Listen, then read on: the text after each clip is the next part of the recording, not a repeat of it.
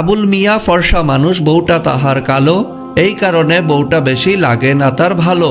বউটা আবার কালো হইলেও বড় ঘরের বেটি, বাপের ঘরে খাইছে শুধু বড় মাছের পেটি।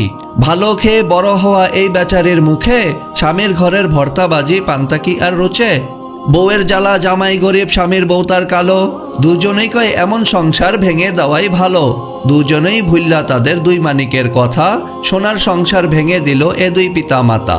নিজের ভুলে পথ হারিয়ে পথ ভুলা এই নারী, নিজেই নিজের ঘর ভাঙিয়া গেল বাপের বাড়ি।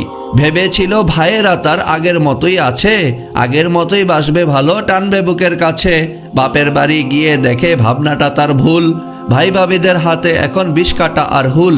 কথায় কথায় কথায় খুঁটার হুল কাটা দেয় গায়ে, পাড়া পড়শিও কাটা গায়ে লবণ দিয়ে যায়। ভাই ভাবিদের কাছ থেকে এই আঘাত পাওয়ার পর বুঝতে পারে স্বামীর ঘরেই নারীর আসল ঘর। হেলায় হেলায় ঘর ভাঙিয়া ঘর হারা এই নারী, চোখের জলে বক্ষ ভাষায় বৈশা বাপের বাড়ি। ওইদিকে তার স্বামী আবার করছে আরেক বিয়ে, বিয়ে করে পড়ছে জ্বালায় বাচ্চা দুটো নিয়ে। এমনিতে এই বাচ্চা দুটোর মা নেই তাদের কাছে, এখন আবার সৎমা তাদের লেগে থাকে পাছে।